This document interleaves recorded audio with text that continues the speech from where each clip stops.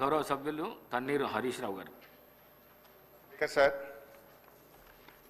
ఈరోజు గౌరవ మంత్రి గారు 691 కోట్ల రూపాయల బిల్లులు పెండింగ్లో ఉన్నాయని చెప్పారు.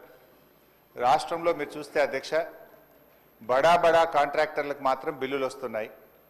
చిన్న కాంట్రాక్టర్లకు ఇప్పుడు ఒక సంవత్సర కాలం నుంచి 691 కోట్ల రూపాయలు ఇవ్వకుండా సర్పంచులను ఎంపీటీసీలను ఈ కాంగ్రెస్ ప్రభుత్వం గోసపుచ్చుకుంటా ఉంది అధ్యక్ష. చివరికి ఆ సర్పంచులు ఎంపీటీసీలు గవర్నర్ గారిని కలిసి మొరబెట్టుకున్నారు, మంత్రుల్ని కలిసి మొరబెట్టుకున్నారు. చలో అసెంబ్లీ కార్యక్రమానికి వస్తే వాళ్ళను అరెస్ట్ చేసి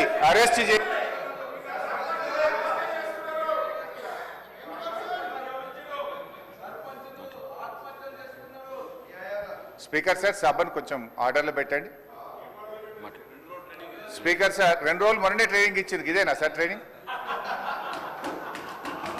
సార్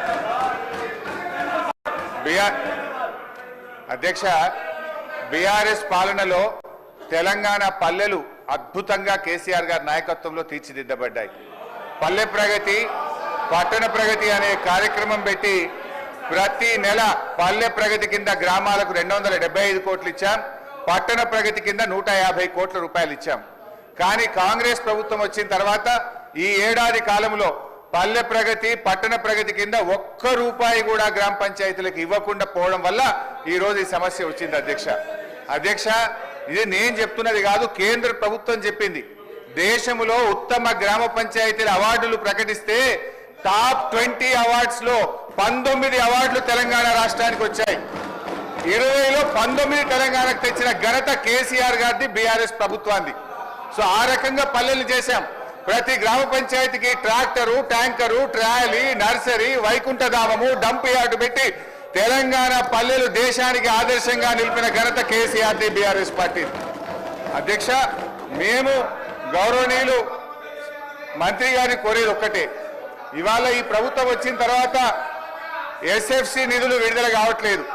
ఈజీఎస్ నిధులు కేంద్ర ప్రభుత్వం ఇచ్చినా డైవర్ట్ చేసినారు. 15th ఫైనాన్స్ కమిషన్ డబ్బులు కేంద్ర ప్రభుత్వం ఇస్తే డైవర్ట్ చేసినారు. జీపీ జనరల్ ఫండ్ కూడా వాళ్ళ డబ్బులు వాళ్ళు ఖర్చు పెట్టుకోవడానికి కూడా ఫైనాన్స్ నుంచి క్లియరెన్స్ ఇయ్యక, చెక్కులు పాసుగాక ఇవాళ సర్పంచులు ఆత్మహత్య చేసుకునేటువంటి పరిస్థితి వచ్చింది. అప్పులు చేసి బంగారం కుదబెట్టి పనిచేస్తే ఈ బిల్లులు ఇయ్యారు అధ్యక్ష. ఒక్క నవంబర్ నెలలో బడా కాంట్రాక్టర్లకు 1200 కోట్లకు పైగా బిల్లులు ఇచ్చారు. ఒక్క నెలలో 1200 కోట్లు బడా కాంట్రాక్టర్లకు ఇస్తారు. ఈ చిన్న కాంట్రాక్టర్లు 5 లక్షలు 10 లక్షలు చేసిన సర్పంచులు, ఎంపీటీసీలు, జెడ్పీటీసీల మీద ఎందుకు పగబట్టి కక్షతో వాళ్ళని ఇబ్బంది పెడుతున్నారని చెప్పి నేను ఈ రోజు ప్రభుత్వాన్ని అడుగుతున్నా అధ్యక్ష. ఈ రోజు పరిస్థితి ఏమైంది? గ్రామ పంచాయతీలకు రెగ్యులర్ గా ఇవ్వాల్సిన నిధులు ఇవ్వకపోవడం వల్ల చివరికి ఏం దాకా వచ్చిందంటే, అమెరికా దేశం తెలంగాణకు పోతే చికెన్ గున్యా వ్యాధులు వస్తున్నాయి, జాగ్రత్త అని అమెరికా దేశం ఆ దేశ పౌరులను హెచ్చరించే పరిస్థితి ఏర్పడ్డదంటే పల్లెల్ని ఏ రకంగా మీరు నిర్లక్ష్యం చేశారో అర్థమవుతా ఉంది. ఇప్పటికైనా ఇప్పుడు అమెరికా తెలంగాణ పోతే చికెన్ గున్యా వస్తుందని ఆ దేశ పౌరులను హెచ్చరించిందంటే ఇది మన రాష్ట్రానికి అవమానం, ఈ దేశానికి కూడా అవమానం. మీ పాలన ఆ రకంగా ఉన్నది. సో దయచేసి మేము కోరేది ఒక్కటే అధ్యక్ష, వీళ్ళు బిల్లులే కాదు అధ్యక్ష, ఎంపీటీసీలు, సర్పంచులు, జెడ్పీటీసీలు దిగిపోయి 9 నెలలు అయింది, ఇంకా వాళ్ళ జీతాలు కూడా పెండింగ్లు ఉన్నాయి. 1వ తారీఖు జీతం ఇస్తామని చెప్తారు. జెడ్పీ చైర్మన్లకు, జెడ్పీటీసీలకు, ఎంపీటీసీలకు దిగిపోయి 9 నెలలైనా 3 నెలల జీతాలు పెండింగ్ ఉన్నాయి అధ్యక్ష. ఆ జీతాలు ఇయరైతే, పనిచేసిన దానికి బిల్లులు ఇయరైతే, వాళ్ళు మిత్తిలు కట్టలేక, అప్పులు కట్టలేక ఇవాళ చాలా బాధల్లో ఉన్నారు.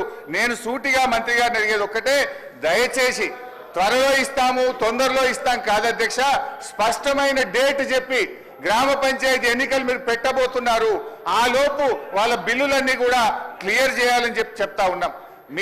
మీ దాంట్లో ఏం చెప్పింది అధ్యక్ష? ఈరోజు ఇది మీ మేనిఫెస్టో, కాంగ్రెస్ పార్టీ మేనిఫెస్టోలో ఏం చెప్పింది అధ్యక్ష? రాజీవ్ గాంధీ గారు తెచ్చిన 73, 74 రాజ్యాంగ సవరణ ప్రకారంగా మీరు గ్రామ పంచాయతీలను బలోపేతం చేస్తామన్నారు, నిధులు విడుదల చేస్తామన్నారు. కానీ మీరు అది ఏది కూడా చేయకుండా ఇవాళ మోసం చేస్తున్నారు. మాజీ సర్పంచ్లకు మాజీ ఎంపీటీసీలకు పింఛన్లు ఇస్తామన్నారు, పింఛన్ మాట దేవుడు కానీ వచ్చే జీతం కూడా ఇస్తలేదు అధ్యక్ష. గా పింఛన్ కూడా ఎప్పటి నుంచి ఇస్తారో, జీతాలు ఎప్పటిలో క్లియర్ చేస్తారో, బిల్లులు ఎప్పటిలో క్లియర్ చేస్తారో స్పష్టంగా చెప్ప